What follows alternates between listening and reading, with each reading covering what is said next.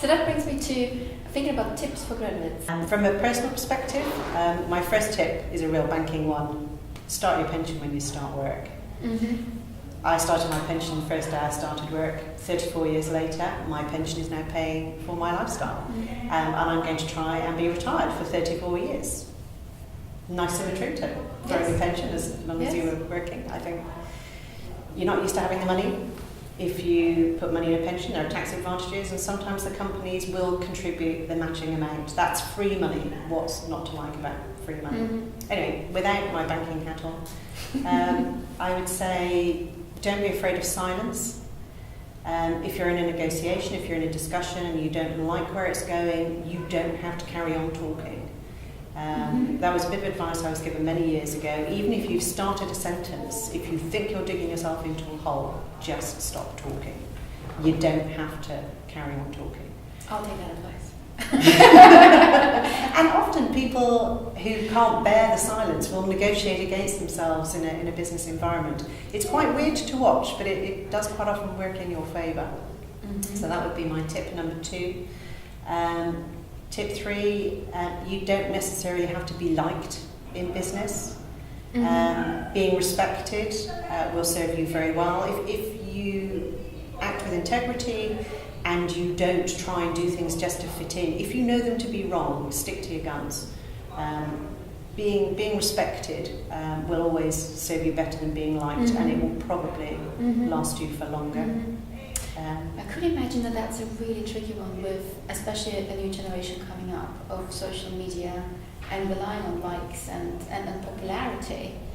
Yes. You know, how it is quite an interesting skill set, not being bothered about whether you're liked or not. I think in restructuring we had to not really care about whether people liked us, because if you're going in and saying to a finance director, you know, Goldilocks and the Three Bears could have run this company better than you have, you're not going to be the most popular person in the room.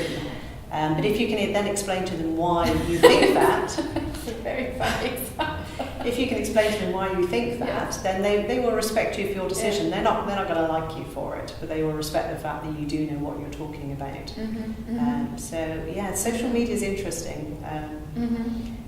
The whole needing to like and needing to be liked, you don't necessarily need that in business to do very well at what you're doing.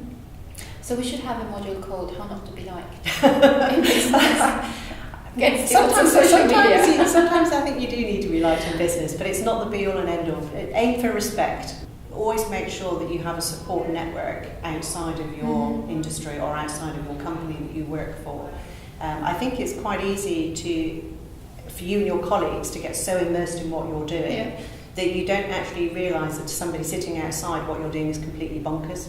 And you do need either your family or friends outside of work to pull you up and say, no, Pam, stop, that's wrong.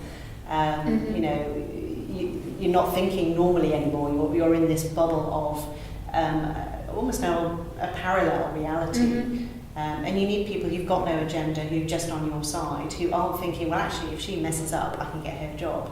I don't mind if she looks really stupid doing that, because it'll make me look better. You need your own support network outside of what you're doing. You need people you can rely on. I would never have been as successful as I was in banking without my family and close friends saying, okay, Pam, that's just wrong now. That's just stupid. You can't go to work on a Wednesday, come home on a Friday and have kept going all the way through. That's not normal, stop it now. You do need things like that. You need that outside influence.